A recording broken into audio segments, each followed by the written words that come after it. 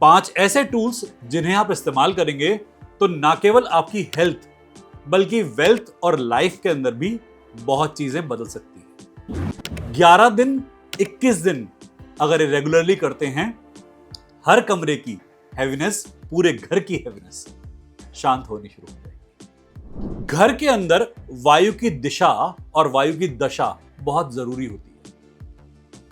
कुछ टाइम के लिए जब सूर्य उदय होता है 1 घंटे के लिए घर के सारे द्वार खोल दें। वो आपकी ही ऊर्जा है जो से आप एक हथियार की तरह अपने ऊपर इस्तेमाल कर रहे हैं। जिन घरों के अंदर लालच बहुत है, कई बार इंसान को ऐसा लगता है कि जीवन किसी आधार पे होना चाहिए। लाइफ के अंदर हर चीज के लिए एक रीजन होता है, बिना रीजन के तो कुछ होना ही नहीं चाहिए।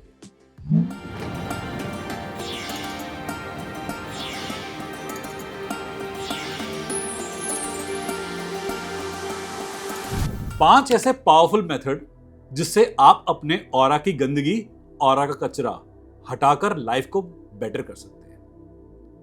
5 ऐसे टूल्स जिन्हें आप इस्तेमाल करेंगे तो ना केवल आपकी हेल्थ बल्कि वेल्थ और लाइफ के अंदर भी बहुत चीजें बदल सकती हैं। यदि आप इमोशनल इंसान हैं, आप मन के बहाव पर लगातार बहते रहते हैं, आपकी मानसिकता थोड़ी वेवरिंग रहती है, इमोशन हिलते डुलते रहते हैं, दूसरों की बात में जल्दी आते हैं, तो अपने घर के अंदर गंगा जल का छिड़काव नियमित रूप से करें। और छिड़काव की जो दिशा होनी चाहिए शुरू करने की, वो नॉर्थ ईस्ट होनी चाहिए। हर कोने कोने से गंगा जल को छिड़कते जाएं और कमरे के बीच में गंगा जल को छिड़कते हुए अंत करें। 11 दिन 21 दिन अगर रेगुलरली करते हैं, हर कमरे की हैवीनेस पूरे घर की हैवीनेस शांत होनी शुरू हो जाएगी। यदि आपके दिमाग के अंदर एंजाइटी, डिप्रेशन, कोई ऐसे विचार जो कि आक्रामक हैं बार बार आते हैं, आपके पेट में एसिडिक रिफ्लक्स आता है, एसिडिटी रहती है, और कई बार लगता है गैस्ट्राइटिस है, फ्लैटुलेंस है, और बोलते बोलते कई बार आपकी वाणी बहुत ही हार्श हो जाती है, कंट्रोल नहीं कर पाते, तो आपको अपने घर का वायु संचार नियंत्रण करने की आवश्यकता है। घर के अंदर वायु की दिशा और वायु की दशा बहुत जरूरी होती है।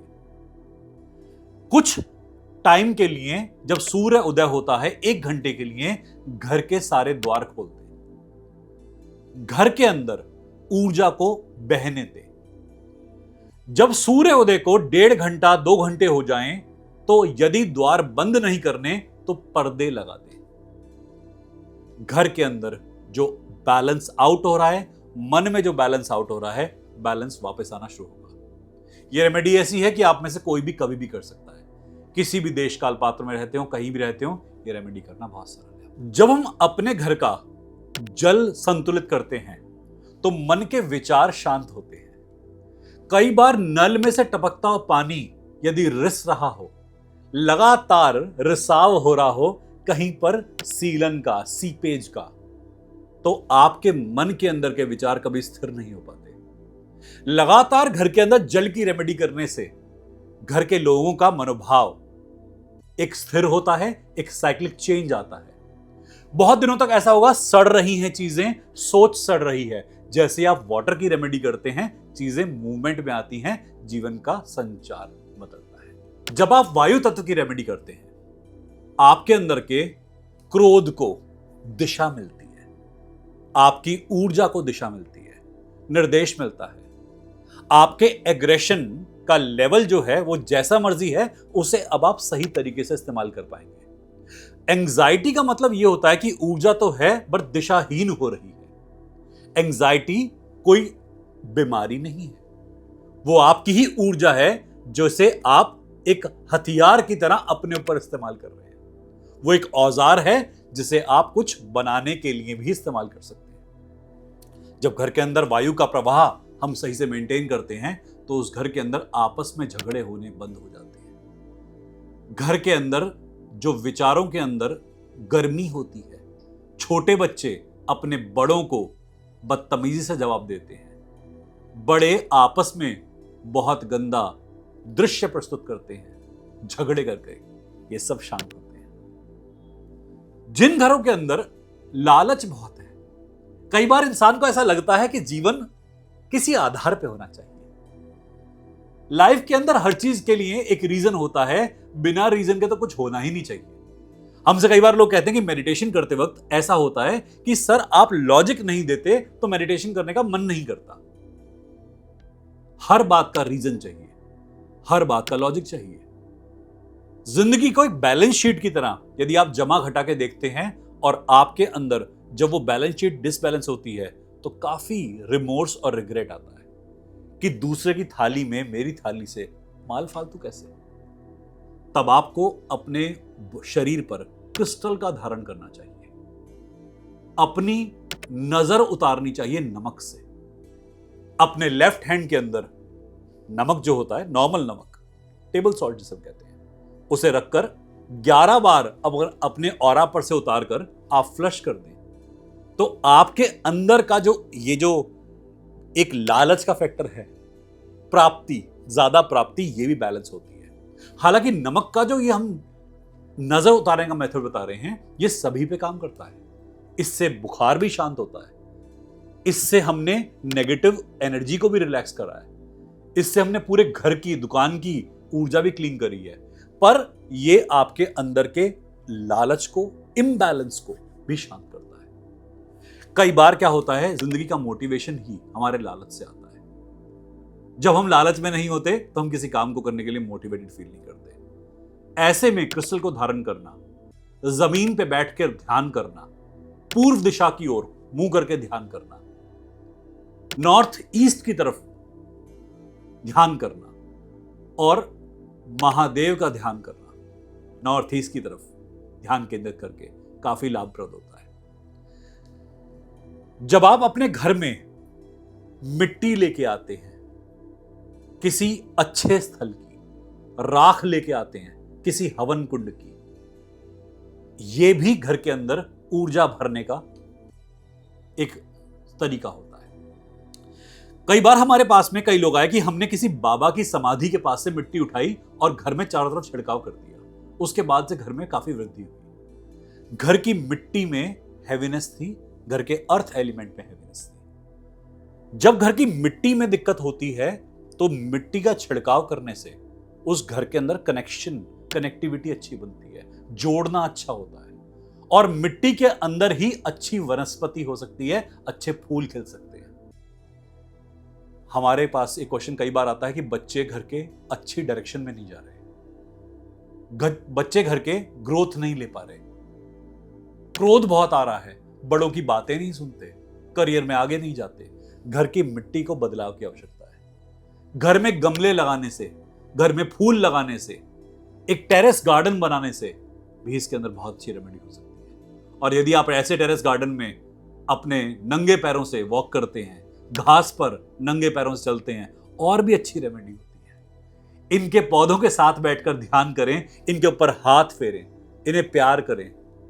आपके अंदर की पृथ्वी, आपके अंदर की धरती शांत होगी, आपके अंदर की लिप्सा शांत होगी, आपको आधार मिलेगा। कई बार फील होता है निराधार जीवन है, बेसलेस लाइफ है, जीवन में जिंदगी क्यों जिए। ये सब रेमेडी आपके लिए काफी कारगर हो। यदि आपके शरीर में एसिडिटी है, विचारों में काफी क्रोध है, आप अपने अंदर की ऊर्जा को प्रेजेंट करने से रुक ही नहीं पाते। कोई कुछ भी बात कहे आप इमीडिएट रिएक्शन देते हैं, आप गलत बात झेल नहीं पाते और कई बार तो सही बात भी नहीं झेल पाते। आपका ईगो आपके ऊपर काफी हावी हो रहा है। ऐसे में आप अगर अपने घर में शाम के वक्त दक्षिण दिशा की तरफ दीपक प्रज्वलित करते हैं, मिट्टी का दिया लेकर सरसों का तेल भरकर दीपक जलाते हैं, तो आपके जिंदगी का जो अंधकार है, सोच का जो अंधकार है, उसमें प्रकाश आएगा और जो आपके अंदर की उद्वेग की ऊर्जा है वो भी शांत हो जाएगी। अपने घर के अंदर दिन में पर्दे चढ़ाए रखते हैं, जब सूर्य उदय हो घर के सारे पर्दे खोलते हैं, जब सूर्य उदय हो रहा हो घर की खिड़कियां खोलते हैं, प्रकाश को भीतर आने दें। अपने घर के अंदर सही ऊर्जा का संचार होने दें, सूर्य को आने दें। हर दिन सुबह के समय सूर्य उदय के होने के कुछ क्षण के बाद में आदित्य हृदय स्रोत का पाठ चलाते हैं। घर के अंदर ऊर्जा बहुत अच्छी विद्यमान होगी। अगर कहीं लगे कि किसी की बॉडी में पस वाले मुहासे या फुंसियां हो रही हैं, बॉडी के अंदर बार बार रैशेस हो रहे हैं, कहीं पर भी ऐसा होता है संबंधों में, आसपास के संबंधों में, पिता पुत्र में, अपने से बड़े के साथ में कहीं लड़ाई हो रही हो, तो ये रेमेडीज स्पेशली बहुत काम आती है। सूर्य को नमस्कार करने से भी घर के अंदर की अग्नि की ऊर्जा बैलेंस होती है। कई बार केवल सुबह उठकर उदित होते हुए सूर्य को देखने से भी यह ऊर्जा बैलेंस होती है। सन राइजिंग के टाइम पे यदि आप किसी वाटर बॉडी के साथ में हैं, कोई नदी के पास है, नदी के मुहाने पर है, उदित होता हुआ सूर्य देखें और पानी में उसकी परछाई देखें, तो भी आपके अंदर का जो अग्नि तत्व है बहुत बैलेंस होगा। घर में हवन करने से हफ्ते में किसी एक दिन, और यदि करना चाहें तो इतवार के इतवार, घर की ऊर्जा काफी बैलेंस होती है। और हवन के लिए कोई बहुत बड़ा रिचुअल नहीं करना पड़ता। इसमें केवल 11 आहुतियां ही डाल दें गायत्री मंत्र की। 11 बार गायत्री पढ़ें और हर गायत्री पे आहुति डालें। इतना ही करने से आपके घर का ऑरा ठीक हो जाएगा, आपके अंदर की ऊर्जा सही दिशा ले लेगी। यदि आप आध्यात्मिक तौर पर उन्नति करना चाहते हैं, अपनी चेतना को बढ़ाना चाहते हैं, आपको लगता है मैं ज्ञान में भौतिकता वाले तरफ तो बहुत चला गया है, चली गई, आध्यात्मिकता की तरफ, उन्नति की तरफ जाना है, तो वहां पर एक रेमेडी होती है कि आप शंख नाद करें। सभी रेमेडीज में से नाद की रेमेडीज प्रमुख होती है।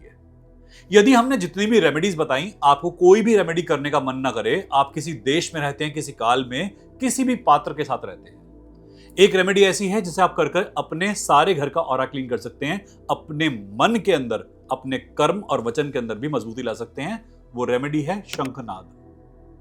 शंखनाद एक ऐसी चीज है, ये आपका हार्ट चक्र खोलता है, ये आपका एंडोक्राइन सिस्टम एक्टिवेट करता है, आपके अंदर के हार्मोन्स अच्छे फ्लो करते हैं, आपके हार्मोनल बैलेंसिंग होती है।